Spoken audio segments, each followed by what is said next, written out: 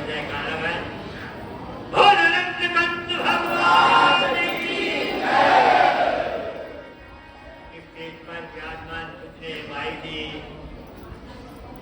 दूर दूर से आए देवी भक्तों, श्रद्धा माई माताओं तथा बहनों, हम लोग बड़े ही सौभाग्यशाली हैं कि ऐसे समय में हमें जो दुर्लभ शास्त्र में बताया वो हमें आज सुलभ हो रहा।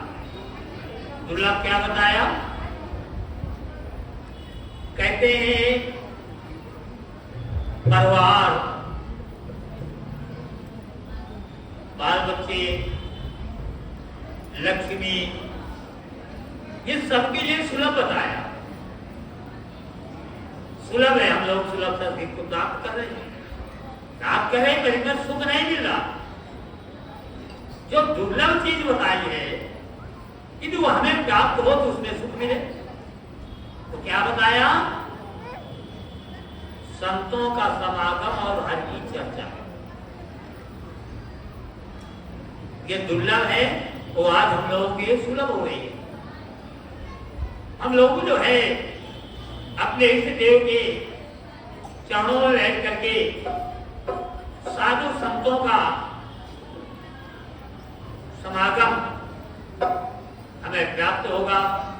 और अभी हम लोगों ने जो है गली गली में शोर मचाया कि ले लो रे कोई राम का प्यारा, कि जो राम से प्यार करने वाला है वो उन्हीं की जो है मोती है, संत भी खेल रहे हैं। तो देखो जगह जगह रोक रोक करके भाई जी, पूज्य भाई जी ने सत्संग भी सुनाया सबको और आश्रम के लिए आमंत्रित किया कि सब लोग आओ। देखो हम लोग यहाँ आए, हम लोगों सब लोगों का लक्ष्य क्या है? प्रभु को खुश करना। एक भक्त की अपने इष्ट देव के चरणों में जाता है, यदि वहां उसका जो अनुशासन और शासन को मानता है, उसको कायम करता है, तो उसके मालिक उससे खुश होगा। और यदि अनुशासन हम भंग करें तो मालिक खुश होगा? नहीं होगा, है ना?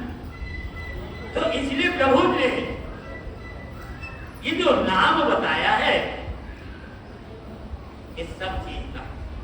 पर देखो हम लोग जो घर से चले, तो जिस वक्त हम जो है अपने आप को सजाने लगे, तरह तरह के कपड़े पहनने लगे, तरह तरह के जो है मेकअप करने लगे। बताइए उस समय जब हम मेकअप कर रहे थे तो ध्यान हमारा कहा था प्रभु के यात्रा में था, शामिल में प्रभु के दर्शन के लिए, या साज सज्जा में था? बताओ कहां ध्यान था? साज सज्जा में है ना, साज सज्जा में है, ध्यान तो है नहीं। घर से हमारा विचार करा कि हम जो है गुरु महाराज के चरणों में जाएंगे, दर्शन प्रसन्न करके साथ होंगे। पर यहाँ आते आते सब किनारे होता गया और दुनिया का दौलत हमारे में जमता गया। पर संतों कहते हैं हमने साथ सजाया सुख के लिए, पर इसमें कुछ सुख नहीं मिला। और यहाँ तक कहते हैं कि हमने कीमती वस्तुओं भी धारण किया, इससे हमारी जो शोभा बनेगी, पर सदैव शोभा तो सुख नहीं दिया। शोभा बनाया पर सुख नहीं दिया, और शोभा लाए तो सुख मिलेगा। तो इसलिए सज्जनों कहते हैं, अब इनने हमने जो है मोटे मोटे लड़े की जंजीर पहन लिया, कुंडल सजा लिया और जाने क्या क्या पहन लिया, लेकिन सदने साथ जाने वाला नहीं है। अब जब शरीर पूरा हुआ तो यहीं के यहीं रह जाएगा।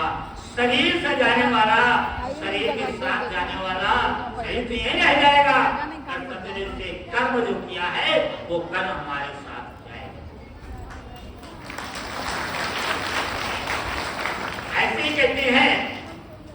अब हम लोग जो है कार के वशी हो गए, कार हमको अपने अबोध में समेट रहा है और हम समेटते चले जा रहे हैं। पर प्रभु का जो है और मौके मौके पर आते हैं जो है वो फिर सर पर चढ़ करके जाने क्या बोल दे, इस जितना टकराव हो जाता है, अब आपस में टकरा जाते हैं और इस शरीर रूपी गाड़ी जो है चकनाचूर हो जाती है। इसलिए कहते हैं भाइयों बहनों, यदि हमने जो है हरि का भजन है, यदि उसको हमने अपने जीवन में हमेशा कायम रखा है, तो फिर चाहे हम 6 महीना जीवे, चाहे बरस जीवे, लेकिन वो हमारा सार्थक है। बाकी हम चाहे जितना जी ले, चाहे जितना कुछ कर ले, ये सार्थक नहीं। देखो भक्त तीरथ जाता है और तीरथ में भी जो है वो जो प्रभु का नाम है, जो सुख देने वाला, फल देने वाला है, वो जो हमको सब चीज से बचाने वाला है, ज्ञान का कबर, हमने उसको उतार कर टांग दिया, समेट के बैग में भर लिया। अब बताइए बैग में भरी हुई वस्तु क्या हमारे काम आएगी? नहीं आएगी। उसको तो हमें धारण करना ही पड़ेगा। सज्जनों चाहे जितना हम कुछ कर ले, लेकिन फिर भी कोई काम आने वाला नहीं है। जब हम जाएंगे अन्य समय में, चाहे हम मक्का घूमने आए, चाहे काशी घूमने आए, चाहे चार धाम घूमने आए, लेकिन ये कोई साथ देने वाला नहीं है कि हमने हरि का नाम छोड़। तो इसलिए कहते देखो, हम एक छोटा सा भजन है तो सब लोग पीछे से साथ देंगे।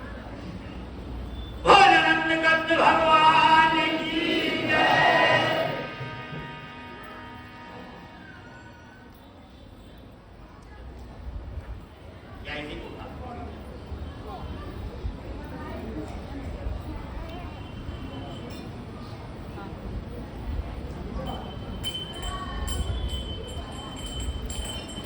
अरे अमृत है हरि नाम जगत में,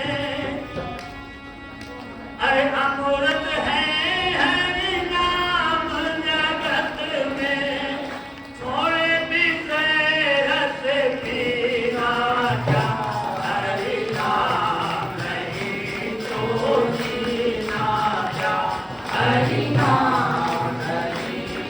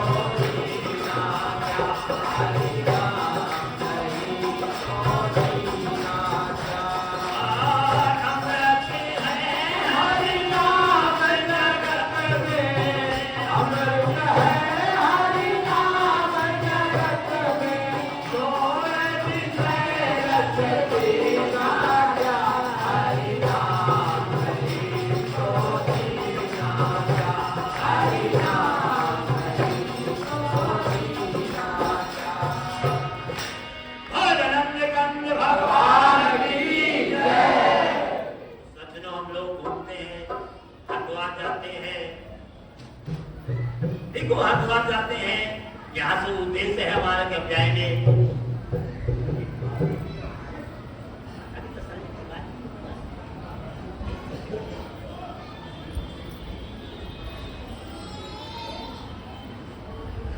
देखो जब सत्संग शुरू हो तब उसमें नहीं गुनगुनाया जाता है, बाद में जब भजन शुरू हो तब उसमें तार मिलाया जाता है। ये ध्यान रखने की चीज। अब तुम्हारा गुणगान में सबका ध्यान जाएगा। इसलिए कहते हैं एकाग्रचित होकर के अब हम अपने ही साध में सद रहे हैं और दूसरे को नहीं सुने। हमारा ध्यान तो अपने साथ में है ना, इसलिए हम दूसरों को ही भक्त किया। तो देखो हम लोग हरिद्वार जाएंगे, यहां से उद्देश्य है कि हम जा रहे हैं हरिद्वार, पर वो जो हरि है और उनका दर्शन से मतलब जब कहां चलेंगे, मनसा देवी, चंदा देवी, देहरादून, लक्ष्मण झूला। अरे भाइयों बहनों, अब वहां भी हमने सुमिरन नहीं किया।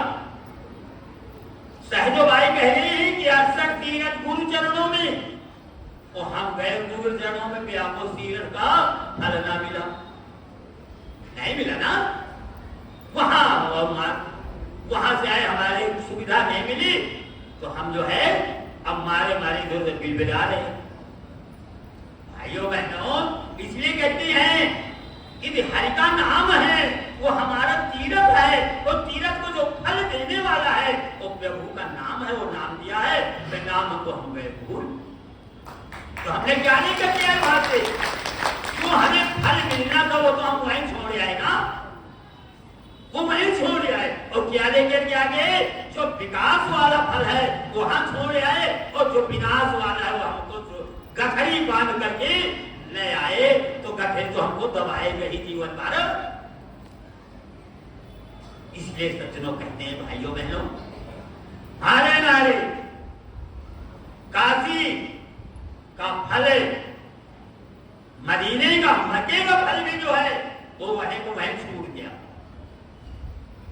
इसलिए कहते हैं हम जाते हैं तो हमें चाहिए कि जो हमें साधु संत क्या कहते हैं कि वहां जाकर के हम यदि सेवा करेंगे, हमारे अंदर सहन शक्ति आएगी।